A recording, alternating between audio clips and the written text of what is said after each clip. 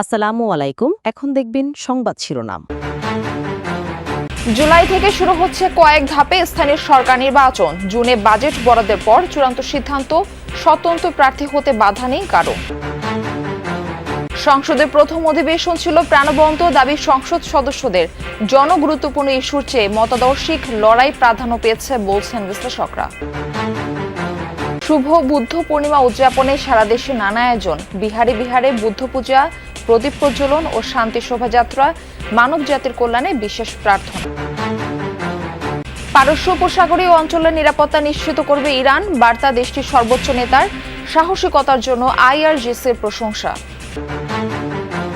এতক্ষণ শুনছিলেন সংবাদ শিরোনাম, এখন দেখবেন বিস্তারিত। জুলাই থেকে ধাপে ধাপে শুরু হচ্ছে স্থানীয় সরকারের বিভিন্ন পর্যায়ের কাঙ্ক্ষিত নির্বাচন। তবে ইউনিয়ন, উপজেলা পরিষদ নাকি সিটি পৌরসভা, কোন নির্বাচন আগে হবে? স্থানীয় সরকার প্রতিমন্ত্রী মীর শাহী আলম জানিয়েছেন, জুনের বাজেটে নির্বাচনী বরাদ্দের পর এক্ষেত্রে সিদ্ধান্ত হবে। স্বতন্ত্র প্রার্থী হিসেবে নির্বাচনে কারো অংশগ্রহণে বাধা থাকবে না বলেও জানিয়েছেন এলজিআরডি প্রতিমন্ত্রী। নির্বাচন কমিশনার আনোয়ারুল ইসলাম জানিয়েছেন, স্থানীয় নির্বাচনের প্রস্তুতি নিচ্ছে ইসি, যোগাযোগ রাখছে সরকারের সাথে। অন্তর্বর্তী সরকার দায়িত্ব নেওয়ার পরপরই স্থানীয় সরকার আইন সংশোধন করে অধ্যাদেশ জারি। এর মাধ্যমে অপসারিত হন ইউনিয়ন পরিষদ ছাড়া আওয়ামী লীগ আমলে নির্বাচিত স্থানীয় সরকারের সব পর্যায়ের জনপ্রতিনিধি। প্রশাসক হিসেবে দায়িত্ব পান আমলারা। এতে অনেকটা বিঘ্নিত হয় নাগরিক সেবা।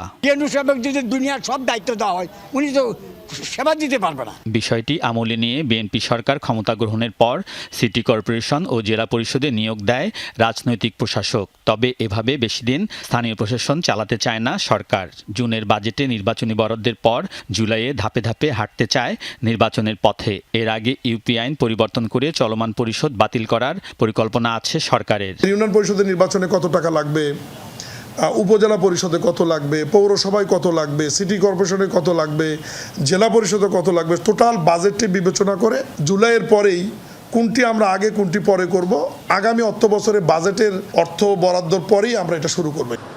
স্থানীয় নির্বাচন নিয়ে প্রস্তুতি আছে নির্বাচন কমিশনেরও। সরকার চাইলে সেই পথে হাঁটবে ইসি।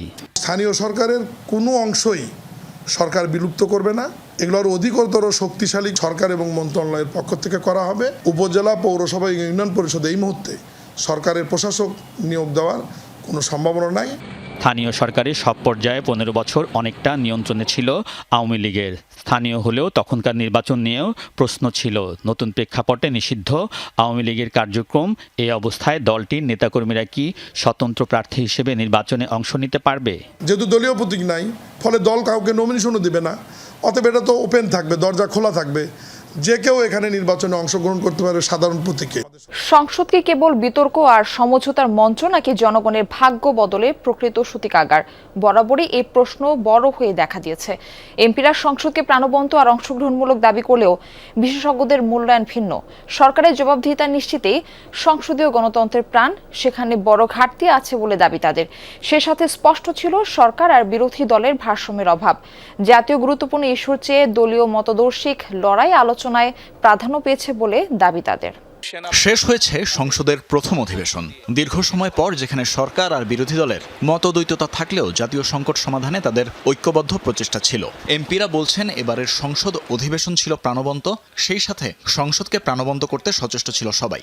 তবে বিশেষজ্ঞরা সংসদের প্রথম অধিবেশনের বিশ্লেষণ করছেন ভিন্নভাবে। তাদের মতে প্রথম অধিবেশন কাঙ্ক্ষিতভাবে কার্যকর হয়নি, বিরোধী দলেরও ছিল না শক্তিশালী ভূমিকা। এই সংসদটা অনেকটাই ফর্মাল এবং ইনফর্মালের মাঝামাঝি একটা গ্রে লাইনে অবস্থান করে বলে আমার মনে হয়েছে।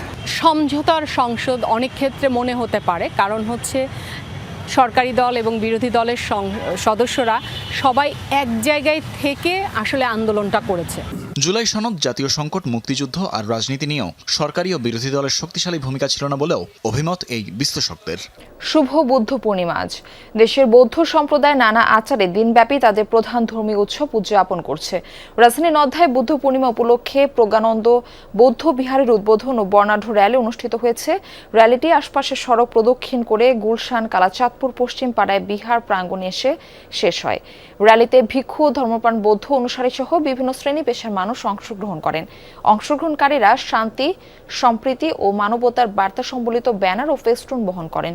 উদ্বোধনী অনুষ্ঠানে দেশ জাতির কল্যাণ কামনায় বিশেষ প্রার্থনা অনুষ্ঠিত হয়। এছাড়া দেশজুড়ে বৌদ্ধ বিহারগুলোতে বুদ্ধ পূজা, প্রদীপ প্রজ্বলন, শান্তি শোভাযাত্রা, ধর্মীয় আলোচনা সভা সহ নানা আয়োজন রয়েছে। দিবসটি উপলক্ষে রাষ্ট্রপতি মোহাম্মদ শাহাবুদ্দিন এবং প্রধানমন্ত্রী তারেক রহমান পৃথক বাণী দিয়েছে। এদিকে রাজধানীর বাইরেও নানা আচারে বুদ্ধ পূর্ণিমা উদযাপন হচ্ছে। চট্টগ্রামে প্রদীপ প্রজ্বলন, শোভাযাত্রা সহ নানা আয়োজনে দিনটি পালন করা হচ্ছে। সকাল থেকে নগরীর নন্দনকানন বৌদ্ধবিহারে আসতে থাকেন বৌদ্ধ ধর্মাবলম্বীরা। পরে মোমবাতি প্রজ্বলন, পঞ্চশীল, অষ্টশীল, বৌদ্ধ মূর্তিকে স্নান করানো সহ নানা আনুষ্ঠানিকতা পালন করেন তারা। এরপর বের হয় বর্ণাঢ্য শোভাযাত্রা। এতে অংশ নেন ধর্মগুরু, বৌদ্ধ সংগঠনের প্রতিনিধি, সন্ন্যাসী ও সাধারণ বৌদ্ধরা। দেশ ও জাতির শান্তি ও কল্যাণ কামনায় প্রার্থনা করেন বৌদ্ধ ধর্মাবলম্বীরা। পারস্য উপসাগরীয় অঞ্চলে নিরাপত্তা নিশ্চিত করবে তেহরান, এমন বার্তা দিয়েছেন ইরানের সর্বোচ্চ নেতা Mustafa Khamenei. National Persian Gulf day উপলক্ষে গুরুত্বপূর্ণ এই জনপথকে শত্রুমুক্ত করতে বদ্ধপরিকর ইরান লিখিত বার্তায় এমন হুঁশিয়ারি দেন সর্বোচ্চ নেতা।